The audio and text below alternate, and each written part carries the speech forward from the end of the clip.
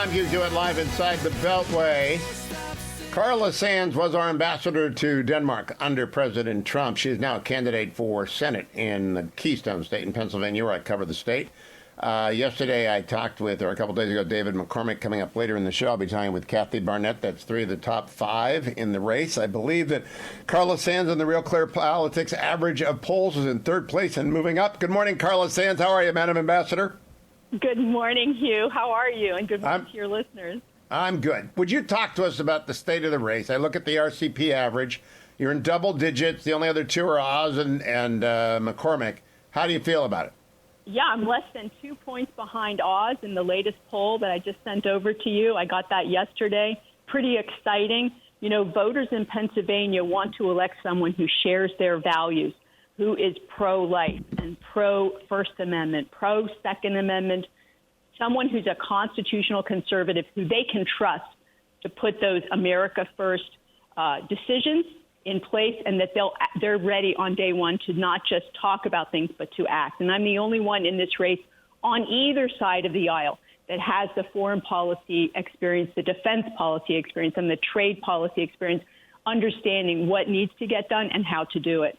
I'm going to come back and talk about Lieutenant Governor Fetterman, who's going to be the Democratic nominee, in a moment.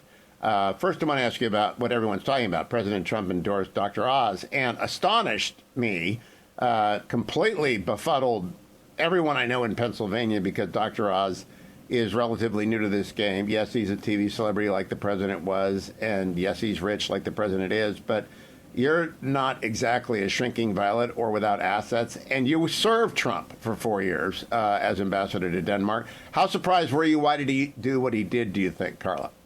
Well, Hugh, you know, first of all, for your listeners, they can go to my website, carlasands.com. They can follow me on social media, Carla Sands and Carla Sands for Senate. I am the only reliable conservative in this race. And if conservatives will get behind my campaign and we don't split that conservative vote, I'm going to win this election, because it's either me or two rhinos in November. And so one of the rhinos is going to win if conservatives don't get behind me and they split that vote. I was surprised, I have to tell you. But at the same time, you know, it's disappointing when the president doesn't get good advice, because at the end of the day, his endorsed candidate still can't close the deal because voters don't trust him, because he's flip-flopped so much on those fundamental conservative issues that matter to our voters. Our Republican voters care about abortion, critical race theory, those transgender minors, and the surgeries, and the Second Amendment. And these are troubling times. I don't think that we can have this. I think the voters in this Commonwealth need someone that they can count on day in and day out. And I have that public record, and it's me. You know, the interesting thing, Ambassador, is you just mentioned a few hot-button issues. I have in my hand the Washington Post column by Corinna Cohn yesterday. What I wish I'd known when I was 19 and had sex reassignment surgery. It's pretty difficult reading. I'm not going to read it on the air, but it is of a piece with the collapse of sort of cultural milestones in the country as being so provocative, so absolutely red-button issue. And yet, Dr. Oz has been where on these issues, including the life issue? Yes, he is. He does not share our values, even though he sounds like a conservative today, because he has that public record. All of us do. And so folks can go back and check my record. They can check everyone else's record in this race. Again, I have a website, carlasands.com. If your listeners want to volunteer or support our campaign, I can't do this alone. And we have our social media, because we know that there's three of us in the lead right now, two weak Republicans and me. And we know that the world is on fire right now. We need someone who can act immediately and decisively. I want to switch over to Europe and NATO and Germany in a moment, but one last question. Did the president call you before or after his endorsement of Oz? Did he talk to you about it?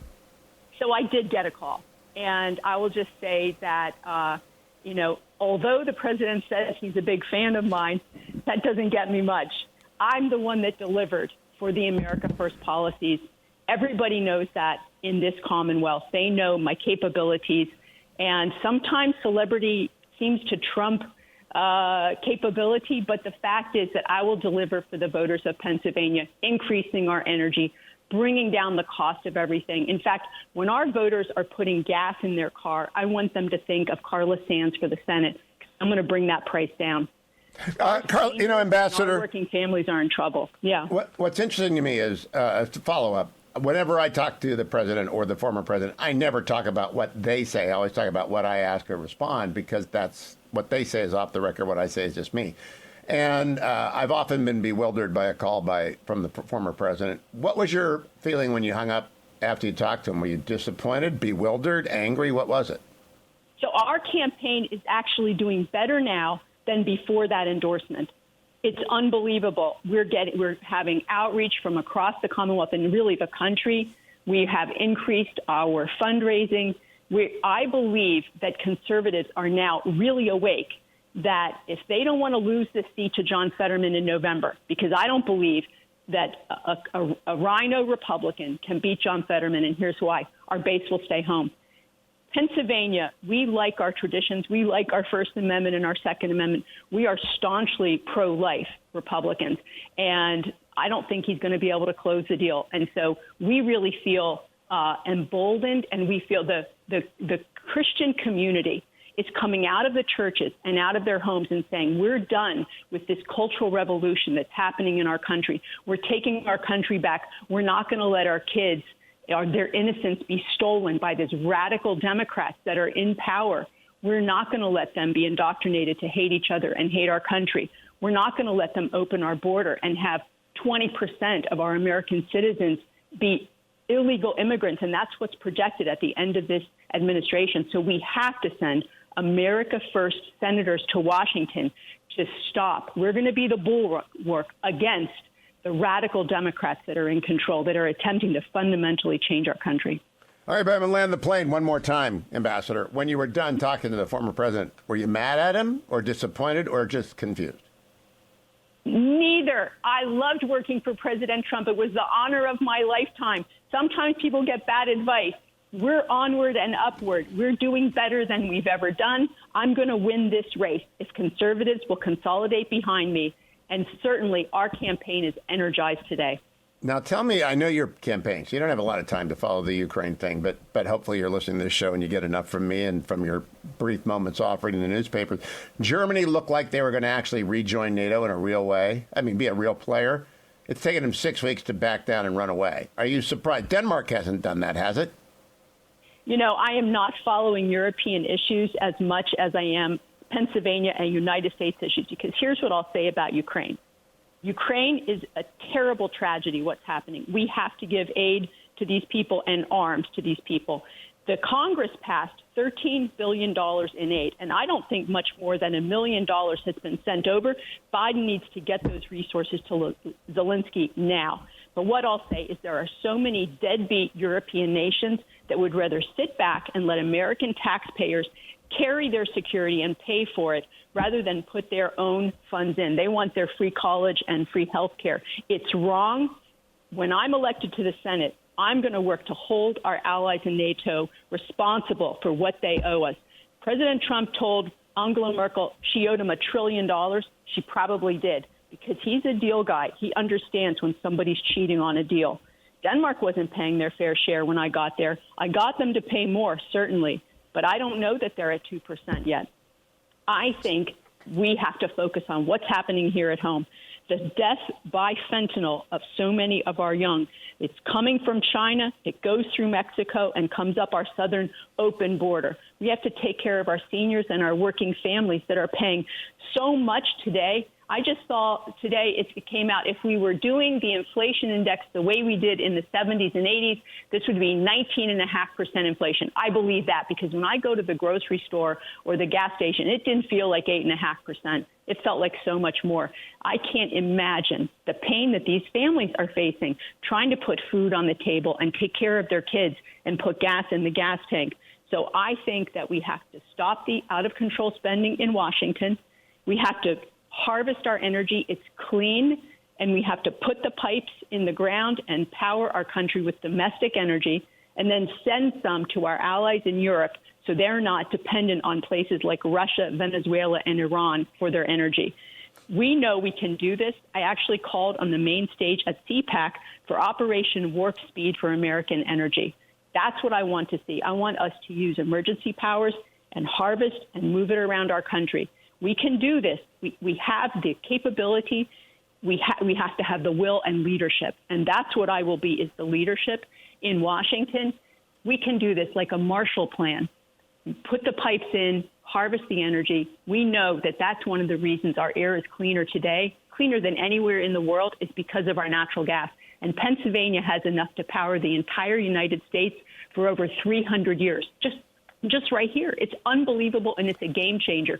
I like 300 years to transition to clean energy. Can you imagine the innovation going on over the next 300 years?